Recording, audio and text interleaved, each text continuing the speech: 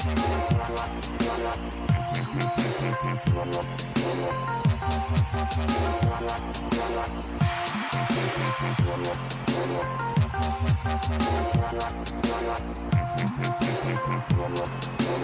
it going? Thad Brown here with you on the Endgame, Monday, June the 8th. Hope you're enjoying summer.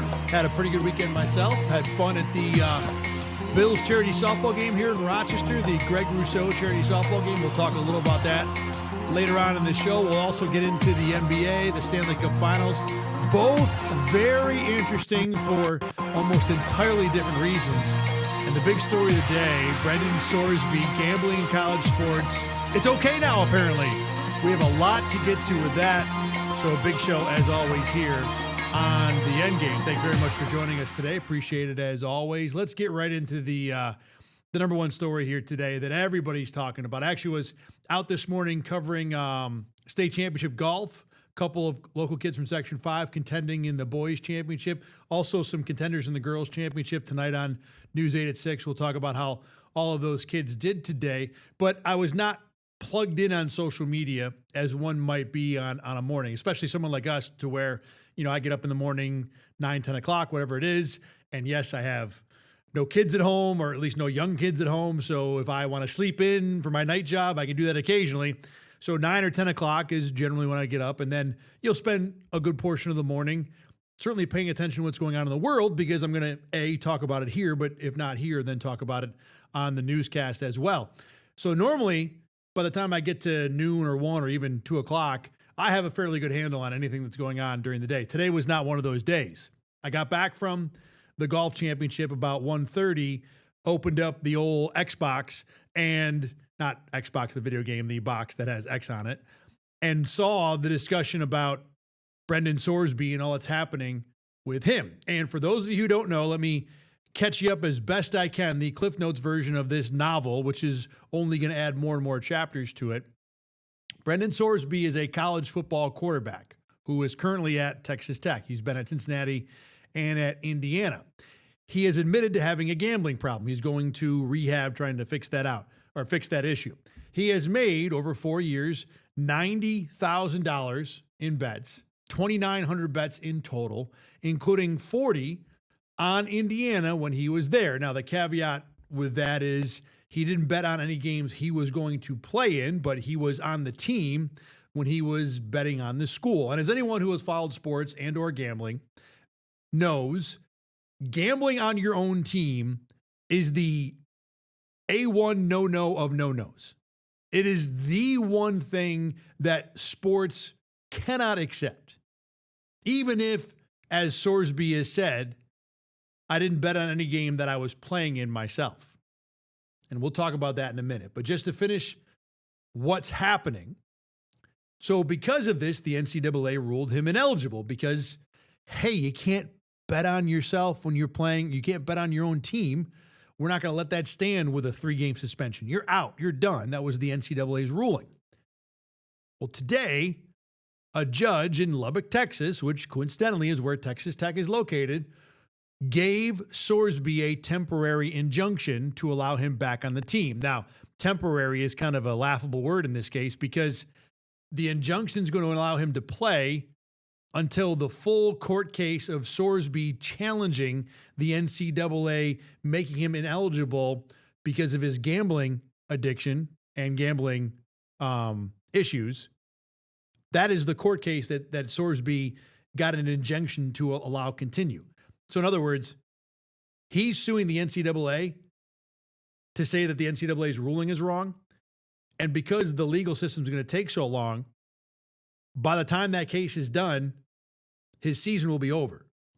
So this temporary, finger quotes, injunction is essentially the entirety of the decision by the legal system. Because by allowing Sorsby to play on the temporary injunction, he'll be able to play the entire season he wants to play before the legal system even goes through and determines whether officially the NCAA was wrong to prevent Sorsby from playing on the basis of his gambling past. And the detail of the argument that Sorsby is making is that because he has an addiction, which is a mental health issue, the NCAA should have supported him more than just casting him aside. Which, in general, there's a reasonable argument for that. You want to take care of someone's mental state as much as their physical state. And having an addiction is something that you would want to take care of. And as well and as nice as that might sound, there are still consequences for mistakes that are made based on your addiction. Like the first thing I thought of when I heard this, the idea that because he has a gambling addiction, therefore the consequences of that gambling addiction are irrelevant, can be ignored. He's still going to get a 2-game suspension, but as many people know, the first 2 games of the year are usually irrelevant games against lower level teams, and that's exactly what Texas Tech essentially is doing this year. I think one game might be Oregon, but he is back for the conference schedule. And again, what apparently we are saying here with this ruling is that if you have a mental health problem, then the consequences of the mistakes you made earlier don't matter. So in other words, if you're in Lubbock and you get pulled over for drunk driving, does that mean if you have officially alcoholism, you don't get charged for that? Like that's okay now? Excuse me, officer, my mental health condition is alcoholism. This is why I drank 7 beers before getting into the car. Okay, sir, have a good night. Is this what we're really talking about? That is just the beginning of the twisted web that this ruling has opened up in terms of discussions of just the dirty situation that is college sports. The way college sports can be influenced, or flip it around, the way college sports can influence the legal system to look the other way for certain situations. It's a dirty world. And again, the decision of, or the way we are just dismissing the consequences of this gambling addiction is only the first part of this discussion. Let me continue to the rest here. Not only are we seemingly going to allow someone who committed an infraction, broke rules, to get away from that or get away with that, there's also the question of, is the judge even on the level? Like I said, this is a guy from Lubbock. Texas Tech is in Lubbock. Now, to be fair, this judge is not originally from Lubbock, has no personal ties to the school. He didn't go to school there, doesn't have a job there. As far as the reporting that I've seen goes, doesn't know anyone that's connected to Texas Tech. But he's a judge in Lubbock. I can't imagine that he is totally above being influenced by that school that everybody is in love with in that city, town. I don't know what it is. Populous. So the fact that we are beginning with a decision by a judge that is obviously going to help his community is just dirty item number 1 from this. Number 2, where else do I want to go with this? I want to talk about real quick here the decision itself too. In the decision, the judge pointed out one of among the things that the injunction was granted to allow was so that Brendan Sorsby could still enjoy the camaraderie of playing football, so that Texas Tech could have a good season. Even if the judge is not from Lubbock, there's very little in this decision that doesn't make you think that there's some wink help being provided from the legal system to the local college. On top of that, even though he's now allowed to play, right? The court case is Brendan Sorsby versus the NCAA. So the NCAA is the entity that lost in this case. The NCAA, it's their rules that are being overturned by this judge. Well, just because the NCAA can no longer force a suspension, why can't Texas Tech? I mean, the school's got to understand how bad this is, right? The kid bet $90,000 over 4 years. He bet on his own school a few dozen times. Even Texas Tech has to say, well, this is not how we want to operate as an athletic program. So even if he is eligible now by NCAA rules, or that the legal system has overturned what the NCAA wanted to put down, we at Texas Tech here are going to stand on our own principles and not allow you to play. One would think that could easily be a road they would go down.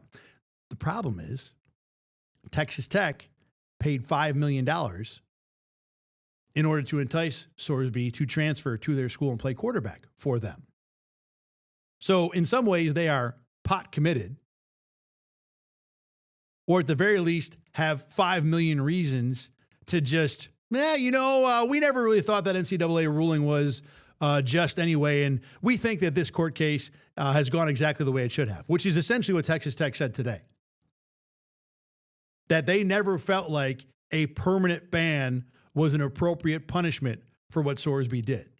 And there's a reasonable debate out there about whether or not the best way to treat a kid with a gambling addiction is just to take him out of football. I can understand having the discussion. But at the end of the day, there needs to be consequences for this particular infraction. People for years have compared gambling to, well, what about the person who commits all these terrible crimes that are normally the worst things you can do in society? Abuse, physical assault, that kind of thing. Why is gambling viewed as worse in the sports world, seemingly, by the punishments that are meted out for gambling than for people who commit these other crimes? And in the world at large, for sure, assault, killing, abuse, any of that stuff, obviously way worse than gambling. In the world of sports, and this is why I never had a problem with a Pete Rose ban, within the world of sports, within the business that is professional and college sports, and which is now essentially professional sports, the number one thing that you are selling to your fans is that when they show up to the arena, both teams are trying to win. That is the basis for everything that people buy into when it comes into the sports entertainment value. And the moment that goes away, the whole business crumbles. So put aside killing, because murder has its own level of being terrible. All the rest of those things that are outside the sports world, much more heinous than gambling itself. Within the sports world, if you do not at least have or provide the perception that gambling is treated as an absolute red line that cannot be crossed, then the whole extravaganza comes crumbling down. Then every single sport essentially is now professional wrestling. It's fixed. It's not on the level. It's why I had no problem with Pete Rose being banned for life. Now, the whole Pete Rose thing had to do with politics and discussion and agreement Pete Rose made with an understanding that certain things would progress as they did not end up progressing, et cetera, et cetera. End of the day, Pete Rose gambled on his own team. That needed to be dealt with harshly, and it was by Major League Baseball, despite all the controversy around it. Similarly, gambling on college sports by college athletes, especially on their own team, needs to be dealt with harshly to at least provide the perception that gambling will not be tolerated and does not exist in college sports, so that when people come to see Texas Tech play whoever, they will believe that both teams are trying to win. That is why, even if Brendan Sorsby has a mental health condition that needs to be addressed, he still needs to be punished severely for what he did, gambling on his own sport, because the business of the sport cannot tolerate even the belief that, well, if Brendan Sorsby bet on his own team, why wouldn't he bet against his own team sometime? And then he's not trying to win, and then people don't want to pay for the product because they don't believe the product is on the level. Simplest way, I guess, I can explain why gambling is at the very tippy top of what can happen in sports. And now that there's a judge in Lubbock, Texas, who has, at least for the moment, and I don't see any other way this is going to change unless, again, Texas Tech takes a stand or something like that. In fact, I'll get into it in a minute. There's a discussion about maybe teams don't even play Texas Tech this year. For the moment, This ruling has taken that number one commandment of sports and squiggled a little line through it. You don't really need to worry about it anymore. That's the message that's being sent from Brendan Sorsby being allowed to play. And it comes dripping in corruption, or at least the appearance of corruption, because it is a judge in the same town where the school is playing sports. And again, I'm not even halfway through the problems that come with this. Let's move to the NCAA now. The NCAA has been seen of late, and of late, I mean basically anything that has to do with NIL and how college players are now paid and the exploding marketplace that is, for example, Brendan Sorsby getting $5 million to transfer to Texas Tech, that it is a Wild West the NCAA has no control over. And this ruling only underscores that belief. Because now we've taken the one rule, the one thing that we all agree on, that you can't gamble on your own team. And even the NCAA can't win a court battle to enforce that. So the most toothless management organization in sports lost whatever fangs it had left by losing this court ruling. So the NCAA, or college sports right now, are governed by one of the most powerless entities in the history of sports. And the saddest part about that is they're not even that mad. The NCAA is kind of cool with how this went down. You know why? Because the powers that be at the top of college sports, the ones that for years had no problem running a multi-million, multi-billion-dollar business on the backs of workers who were paid only in scholarships, free admission basically. All the members of this management structure, the ADs, the conference presidents, head coaches to some degree, all of them for years made all kinds of money without having to pay college athletes. And then over the last few years, obviously with NIL, college athletes began to take back a whole lion's share of the power, specifically among college sports, but also the dollars. As we said, Brendan Sorsby is getting $5 million to show up in Texas Tech this year. So now the NCAA and college school presidents and conference commissioners are losing the power, losing the dollars hand over fist. They don't know what to do. And the most recent get us out of jail idea is to go to Congress and have Congress enact a law, the Protect College Sports Act, that would help push the power and the control of the money back to the people who had it for all those years before NIL made it open season for college athletes to make more money. And literally, the NCAA is using this ruling as an excuse to promote the passage of the Protect College Sports Act. NCAA President Charlie Baker today, reacting to the ruling that allowed Sorsby to play, said, among other things, quote, "There is no better example why intervention from Congress is now needed. When schools are willing to look the other way, only Congress can help." Which goes back to the point I made about Texas Tech being like, you know what? We're kind of cool with this because we paid $5 million for this kid. And he's going to help us win games. So whether he gambled or not, we don't care. The NCAA is trying to use this ruling, which, as I said, is an example of how much they as an entity have failed. They're trying to use this ruling as evidence that Congress should get involved and help them go back to doing all the things that got college sports into this situation in the first place.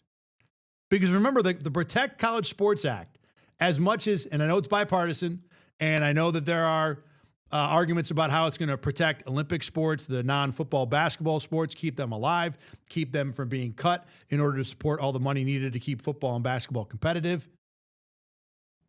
The Protect College Sports Act is going to limit transfers. It's going to put eligibility into a more clearly defined 5-year window, but it's also proposing a cap on what athletes can make. You can listen to all the different spin and the arguments and the Twitter posts about what the Protect College Sports Act is going to do.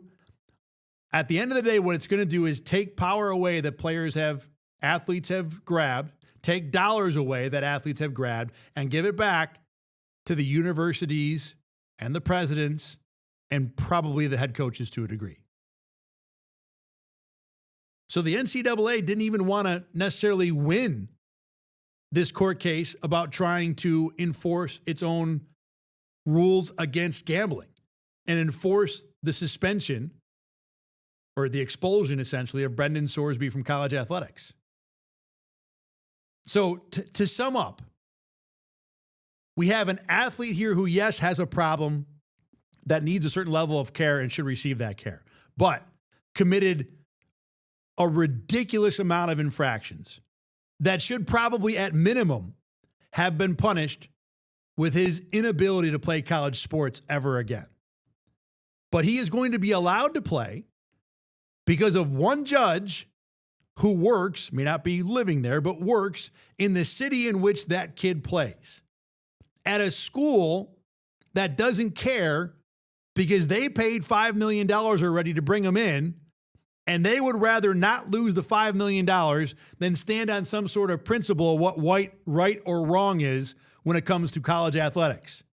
A school that works under the umbrella of an entity that, after decades of essentially abusing the athletes that created the multi-billion-dollar function on which all of its upper-level employees profits, an entity that so badly mismanage the inclusion of athletes when it comes to earning some of those dollars, that they now have to turn to Congress to save it. The only sports entity that's done this, by the way. Most sports organizations, Antitrust Act, short story with that is the leagues are saying, we can manage ourselves. You don't have to be here looking over our shoulder, making sure that we're conducting this business fairly. And NFL, most of the other leagues, they're able to operate without Congress looking over their shoulder. The NCAA, and not only are they able to, they don't want Congress involved. The NFL, NBA, NHL, Major League Baseball, they don't want the government having their hands and overlooking every little thing they do. The NCAA is begging for that help. They're hoping Congress can step in and fix the problem that's created. So the school doesn't have a problem with it because they would rather have the $5 million. The NCAA doesn't have a problem with it, even though it's its own rules, because they want Congress's help. The kid doesn't have a problem with it because part of this injunction, part of their legal argument is that the kid needs to be able to play so he can play in the NFL.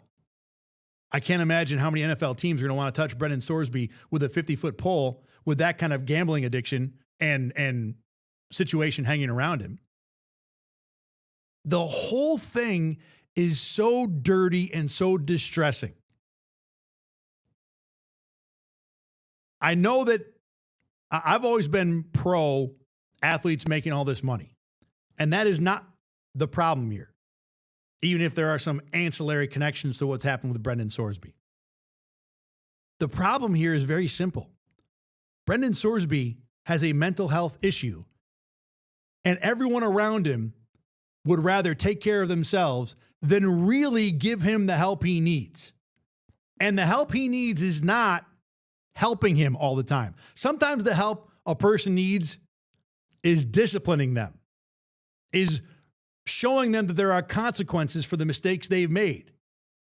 Yes, it's a mental health problem that he needs assistance with. He's going to rehab. Good for him. But part of teaching someone how to deal with a problem is to remind them there are consequences if they don't fix that problem. And this has not happened here. Not from the people who are immediately around Brendan Sorsby, who thought it would be okay for him to go out and get a high-priced lawyer to try and get his eligibility back. Not from Texas Tech, the school that is now the the place where he works, essentially his immediate bosses, and not the NCAA, which is the overseer of the school. There is a letdown at every single level in terms of this Brendan Sorsby situation. Now, I hope for the kid's sake, he can get the help he needs, go to rehab, and kick this gambling addiction. Whether he goes to the NFL or not, because this is essentially the basis of what his lawyer argued, that if he doesn't play for Texas Tech, he won't have a fair chance of getting to the NFL. Hey, that's great and all, but the kid has bigger problems right now than whether or not he plays professional football. I hope he does end up there. But I can't imagine this is the path that makes the most sense for Brendan Sorsby to get better. And of all the things that are going on with college sports, all the issues, the thing that's always bothered me is that I don't ever hear anyone putting the needs of the kids first. The NCAA president immediately used this as an argument for Congress to help to put the needs of the NCAA first. Texas Tech, in its statement saying, well, we thought that the permanent ban was too much, putting its own interests first. The NCAA, I just pointed that one out. When are we going to take care of the kids? When is really anyone going to step up and say, hey, these athletes should be the priority? And I know Nick Saban this week and Pete Bavacqua from Notre Dame talked about how the Protect College Sports Act would be good because kids get out of school without a degree. They get a bunch of money that they just burn through immediately, and then they got nothing. Those arguments are not made to help kids. Those arguments are being made to try and, again, regain control for the pillars of college sports, the presidents, the conferences, etc. It's not about the kids. They're pretending to care about the kids. That's not really what matters.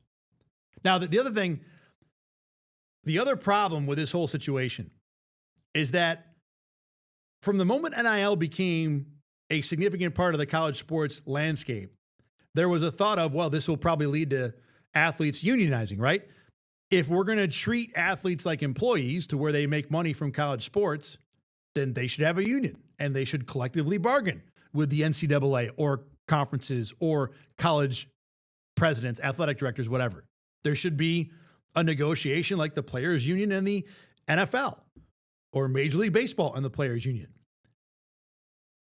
The issue is that within 5 or 6 years here of going down the NIL road, and my buddy Carl Jones pointed this out in a discussion on X today, college athletes have grabbed so much power and have so much freedom right now that there really wouldn't be much of a benefit for them to be in a union, to collectively bargain. Like what is the union going to give athletes they don't already have? Right this second, athletes can transfer anytime, or I should say after any year they want to. They can go out and sign any deal. They can get paid any amount of money. How can a union make that better?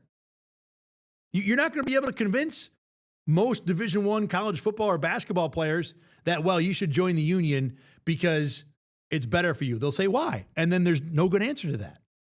Now, the good answer will be, if it looks like the Protect College Sports Act is going to move forward, then being in a union will be better than that. But if you want to compare it to the current situation, going into a union is not an improvement for a college athlete. It's only an improvement over another potential, like I said, cutback. It was I said, I was out covering golf all day and I came back and saw this story had broken. And I wanted to kind of dive into the different angles of it, what it meant, what people were saying, the reactions. And every single corner you go around with this story, it just looks worse and worse. It is a world of people looking out only for themselves, even the people immediately around Brendan Sorsby, at the expense potentially of the kid, with no reasonable solution in sight. This is not going to get decided by smart people coming up with a good way to move forward. This is going to be decided by 2 or 3 sides tugging at a rope and seeing who's got the bigger muscles to pull the rope their way. You know, does the Protect College Sports Act get rammed through Congress And then I'm sure it's going to be challenged by some court. And then it'll come down to who's got the better lawyers and who's got the more favorable judge. It's a very frustrating situation because we all love college sports. We all want to see the games be played. We all for sure want to be able to count on the fact that the games are being played on the level, or at least believe that. Obviously, look, there's thousands of games every year. Is there a chance that one or two of them have some sort of gambling implication or influence that affects the game? I guess. But as long as those are the exceptions and not the believed rule, not the way people are going to roll up to potentially every game in Texas Tech this year and think, I wonder if Brendan Sorsby has action on this. That's the main problem with allowing someone who has gambled on his team, gambled on sports to continue to play. I mean, the decision by itself from this judge is hard to get behind. And I am absolutely pro mental health in terms of respecting it and treating it as a sickness, same as a cold. But again, there has to be consequences for these mistakes that are made. And what Brendan Sorsby has done at this point does not have any consequences other than missing 2 mostly irrelevant non-conference games. And I think most of us, especially those of us who have been parents, can look at that and say that's probably not good for the kid. Yeah, he's going to get to play, and yeah, he might improve his draft stock, which in theory could be better for the kid. But let me tell you, from someone who's covered 26 years of NFL football, if you think just being a better player is going to get you through the NFL, help you succeed in the NFL, there is a rude awakening in front of Brendan Sorsby, because the NFL is not about talent. The NFL is about doing the right thing, working hard, doing the job you're supposed to do, putting the work in day after day after day.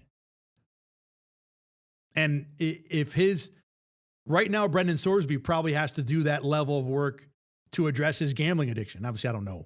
I'm not next to the kid. I haven't diagnosed the kid. I don't know how sick he still is with that. But if he doesn't handle that first, he's not going to last in the NFL.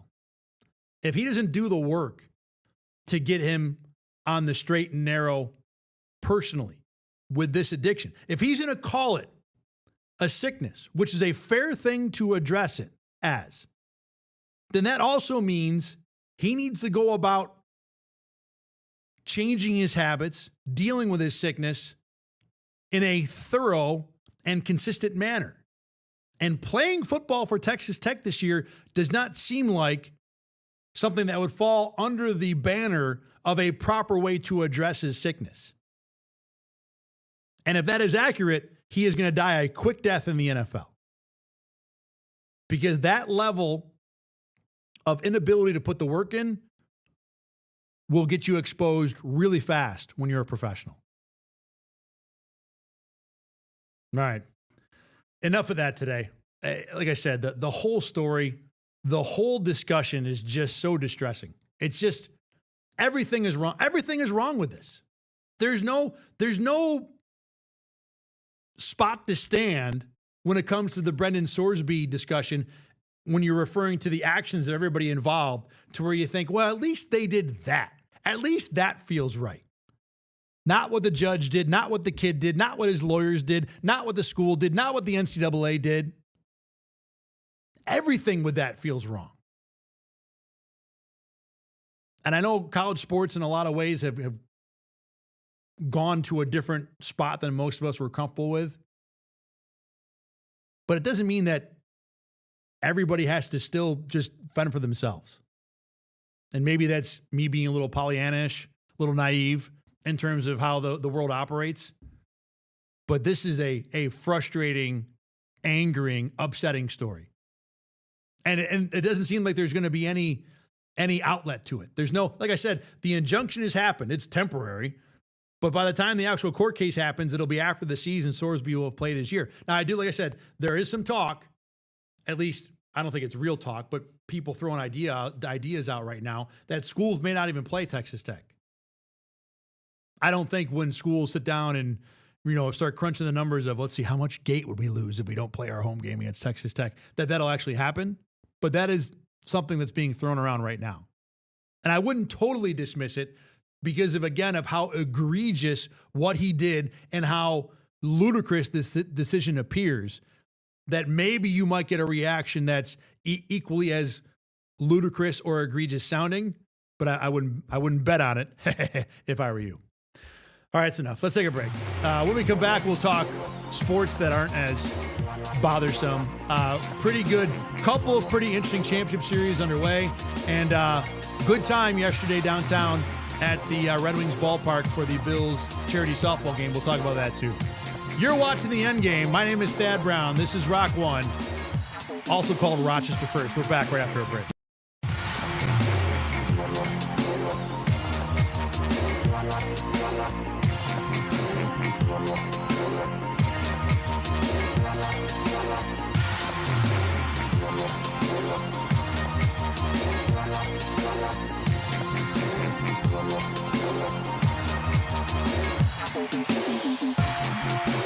Thad Brown back here with you on the Endgame.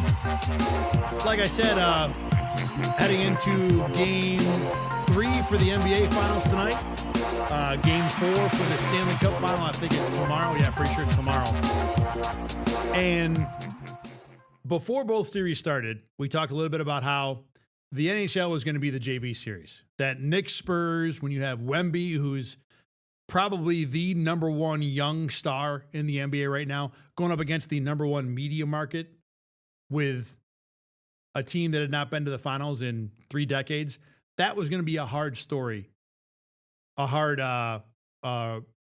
entertainment dollar for the NHL to crack. That push comes to shove, the average fan was going to sit down and probably watch the NBA final over Carolina Vegas. 2 great teams, but without anywhere near the cachet of Wemby or the Knicks. And you know what's happened? Carolina Vegas has been a damn good series so far. 3 games, and historic too. So the first 3 games of this Golden Knights Hurricane series, it's the first time in Stanley Cup history that a final has opened with 3 games that were all decided by 1 goal that all had at least 7 goals scored. First time ever. They've been playing this Stanley Cup since 1915. So 100 and some odd years of Stanley Cup final history, and this is brand new. 3 1-goal games, all with the losing team scoring at least 3. And they've been ridiculous too. Game 1 was 3 lead changes in the final 10 minutes and a game winner scored with under 4 minutes to go. Game 2, gotta remember this correctly, was Vegas. Did Vegas blow lead or Carolina blow lead? Let me go back and check this. It's been so good. All the games just kind of run together now. Sorry about that. My goodness. ESPN killing me. Game 2. So start over. Game 1 was 3 lead changes in the final 10 minutes, game winner in the last 4 minutes. Game 2 was Vegas blowing a 2-0 lead, Carolina scoring 3 in a row, then Carolina blowing that lead with a goal in the final couple minutes and then winning in overtime. Game 3 was Vegas blowing a 4-0 lead in the third period, but still winning in overtime. Just fantastic. As good as it gets. And the 3 games where you had lead changes in the final 4 minutes of regulation or a goal, basically a goal that either gave a lead or provided a tie in the last 4 minutes of regulation, that's only happened 1 other time in Stanley Cup history. At 1964, a ridiculous series in and of itself. It was Toronto and somebody. I don't remember who the other team was. But in that series, 1964, there was a game-deciding goal in the final minute of the first 3 games. Game 1 had a goal that won it with 2 seconds to go, and the other 2 had also goals in the final minute. 1964 was the only other time that we had the first 3 games end with lead-changing goals in the final 4 minutes of regulation. So you've gotten everything you could have possibly wanted to get out of Carolina Vegas. And like I said, these 2 teams are absolutely worthy of being here. This is not some random, 5 seed that came out of nowhere and was lucky. This is division winner against division winner. I know Vegas wasn't in the regular season nearly as good as Colorado or Dallas or Minnesota by total points. But what happened with them is they had a really bad year with shootouts and 3-on-3. So the things that don't happen in the postseason are the things that Vegas struggled with the most in the regular season. So they were worthy enough to be here. And certainly their performance in the postseason was enough of a check mark into their worthiness to be here. So these are two really good teams playing fantastic hockey. The third periods of all three games have been some of the best sporting product you will find anywhere. And this was the only way that Carolina Vegas was going to nudge its way into the sports discussion against Spurs Knicks. Now it helps that it looks like the Knicks might roll the Spurs in 4 games. So this series that we thought might be ultra competitive and interesting, although still interesting on the NBA side, might not last that long. Whereas Carolina Vegas is 2-1 with every game being a coin flip. So if you wanted to lay out a scenario for how does Carolina Vegas become the series that we discuss, maybe not more so, but certainly as much as the NBA, then this is it. Open with 3 ridiculous historic games. Lots of goals too. That helps. If these games were all 2-1, not nearly as interesting. The fact it's 4-3, 5-4, 4-3, or I think it's 5-4, 4-3, 5-4, that helps. So you've gotten everything you wanted out of Carolina Vegas. And for me, as someone who went into these 2 finals thinking, well, I'm going to probably watch San Antonio Knicks more, right now, like I said, you can't miss Carolina Vegas. I don't care what the score is. It was 4-0 on Sunday, and that didn't matter. Or Saturday. So Carolina Vegas, I don't think it's the better series right now. Knicks Spurs is until that thing is over. Now, it'll be over if the Knicks win game 3.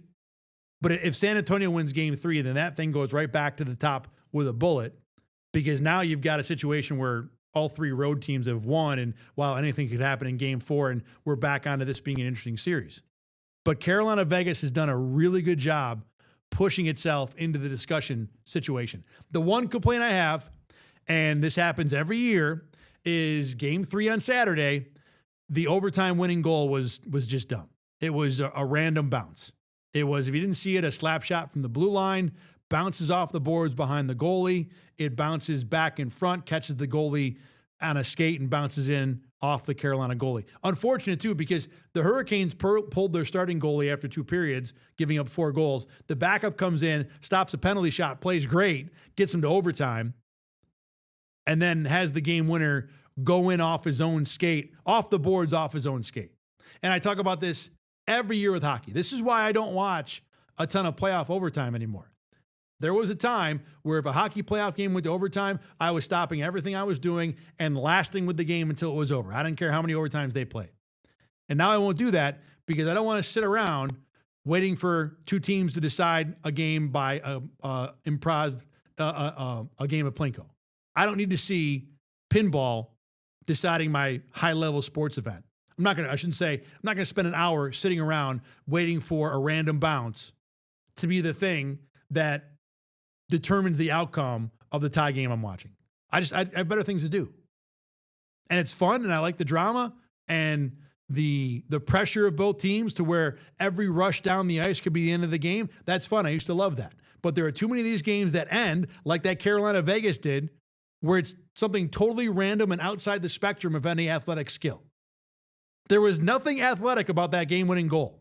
There was nothing skillful about that game-winning goal. It was a shot that bounced off the boards, perhaps intentionally, probably intentionally to create a bounce, and then Vegas got lucky that it went in.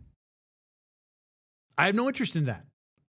And I get the hockey fan enjoying the rest of it because the rest of it is awesome. The tension is fun. The anticipation is interesting. It's exciting. Not knowing which goal or which shot is going to be the thing that determines who wins the game. But the reason I watch sports, or a lot of the reason I watch sports, is I want to watch guys who have spent their lives practicing and honing a skill, guys who have been blessed with God-given abilities, employing that practice and those talents in an arena where the stakes and the pressure is high and seeing who can perform. not waiting to see who wins a game of Plinko. If I want to watch Plinko, I will find Bob Barker on some forsaken game show channel at whatever time of day and watch it that way. I could probably pull on YouTube and throw on a game of Plinko anytime I want. I'm not going to sit around for an hour and a half through 2 or 3 overtimes waiting for a random bounce. And I know there's not much hockey can do about that. The best suggestion I've had is maybe you play 10-minute overtimes so that you give these guys more rest, so that there is more of an opportunity for them to employ that skill, as opposed to just being so exhausted that overtimes become a game of dump and hope. But even that idea has I don't know how much it's going to help. Just giving the players a rest every 10 minutes, it'll help a little. I don't know if it'll make a big difference. Really, the way if you want to allow skill and athleticism to decide playoff overtime, you'd probably have to go back to 4-on-4 in overtime, but no one would want that. And I totally agree with that. I'm not going to sit here and advocate for it. I think you want to decide a champion, you want to play real hockey. I get that. But it doesn't mean that the product doesn't have areas where it can improve. And for me, those random bounces are the things that I have checked out of hockey in terms of sitting around and watching an overtime game because of that. All that being said, this Carolina-Vegas series is still too good to skip. So I will be continuing to watch it, especially in the third period. And I will still watch the overtimes, even if I know I might be disappointed like I was in Game 3. All right, so it's time now for our weekly segment called You See This, where we talk about something that happened over the weekend that was cool, unusual, maybe off the beaten path. Normally, I've got Rachel or Caleb in with me to talk about this, but they are both off today. Caleb's on vacation. It is summertime. It's that time of year. People need time off, need time to relax, et cetera, et cetera. So I will be handling You See This by myself today. I'm sure I'm capable. The thing I want to talk about, and actually a little more than just a kind of a random thing, would be the Bills charity softball game that was in Rochester this week. It was really cool. I was very excited that this event was coming to Rochester. There's DJ Moore making a catch, because for years it's been in Buffalo, and it looked like one of the best things that were a part of the Buffalo summer every year. Having the Bills in a fun, loose atmosphere. You see Ray Davis and Fedarian Mathis tackling each other on third base during a play. Just a fun day. Mathis, and I got a great story about him I'll tell in a second. Having that in Rochester, I was very excited to see what that would be like.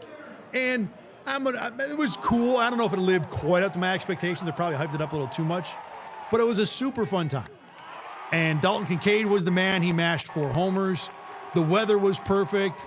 It seemed like all the fans there had a good time. I didn't talk to anybody who left unhappy. A lot of fans certainly enjoyed the experience. A lot of the Bills players talked about how impressed they were with the stadium. So it was a good day for sure for Rochester, and it seemed like the Bills and the fans all had a fun time. Now, even within that extravaganza of just Rochester having the honor to host that game for once, and Micah Hyde was there too, even though, as he kind of laid out a few months ago, the reason the game was in Rochester because his foundation and the baseball stadium in Buffalo had issues putting together an agreement to do the game again. So they ended up pushing it to Rochester, which is fine. Buffalo's loss was our gain, and it was cool. I was happy to have it. The game itself was fun for a couple of reasons. Number one, like I said, Dalton Kincaid was the man. Won the home run derby, hit 6 homers in the first round, needed to hit 5 in the finals. They gave him 10 outs to hit 5. I think he needed like 4. His swing is sweet. It doesn't look like it should have a ton of power. Like he's not winding up and muscling up on a ball, but it's a very compact, efficient swing. And he didn't miss much in the home run derby, and then didn't miss at all in the game. 4 for 4, 4 homers, even in softball, in a slap and giggle event like that. It was still impressive to see a guy hit 4 homers, especially the third one. The game was offense versus defense. So the defense got tired of watching Kincaid round the bases. They were trying to pitch around him, threw a ball. He's a right-handed hitter. This pitch probably was behind the batter's box on the left side. So he just stepped out and hammered that one the other way for a home run. He was really, really impressive.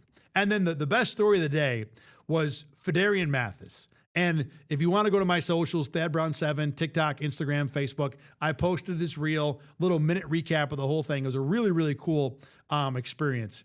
So Fedarian Mathis wasn't supposed to be in the home run derby. They had conducted the Derby, and then it was announced, hey, there's a few guys that want to come out here and give it a shot. So like I said, this is a giggle fest a lot of the time. Guys getting together, kind of laughing at each other. They're professional athletes, but some of them look like they had never touched a bat before. And Fedarian Mathis, when he got up to the plate in the home run derby, looked like a guy who had never touched a bat before.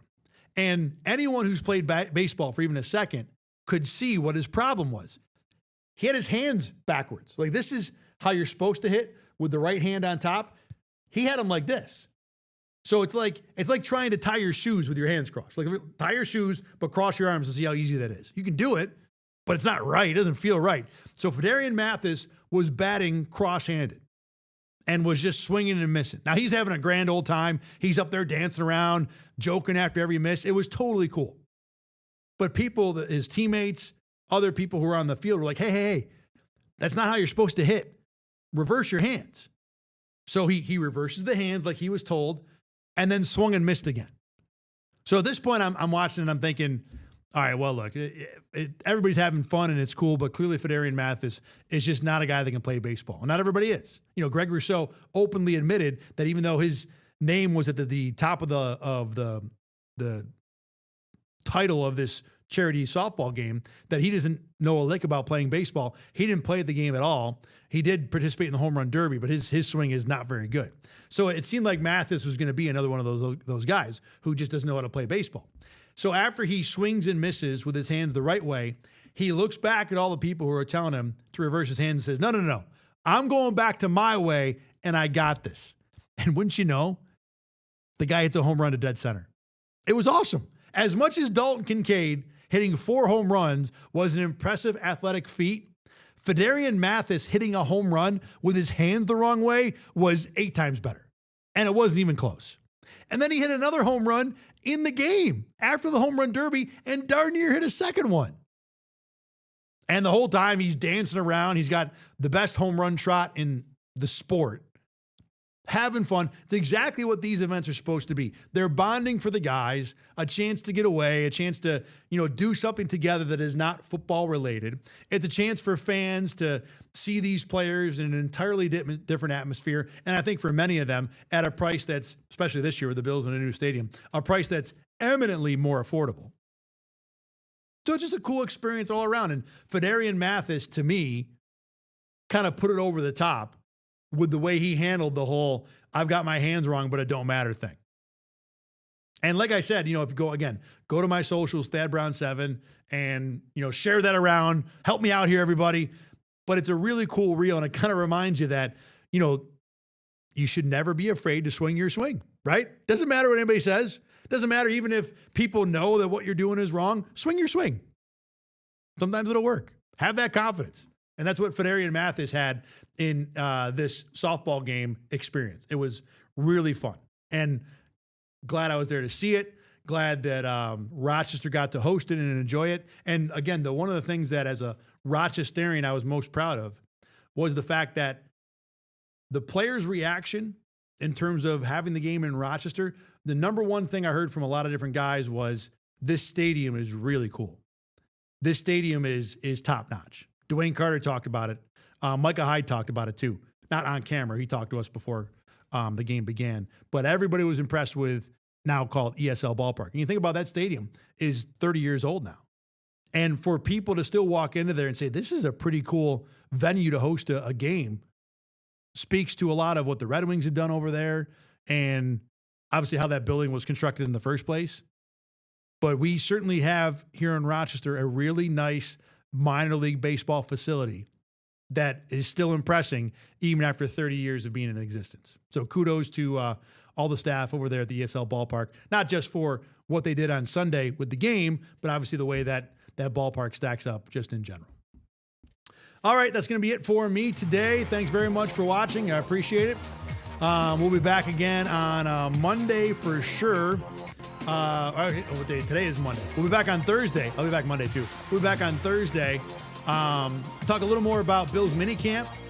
That happens this week. The Bills have practices on Tuesday, Wednesday, and maybe on Thursday. We'll see. A lot of times that last practice at the end of the week is something that doesn't happen, but we'll hear more from the players. Josh Allen and Joe Brady will speak to the media tomorrow on Tuesday. So end of the Bills offseason is the next thing that we are going to hit here on the road back to the 2026 season. So we'll talk more about that on Thursday. Thanks once again for watching today. My name is Thad Brown. This is Rochester First. The news is next right here, so stay tuned for that, and we'll see you again on Thursday.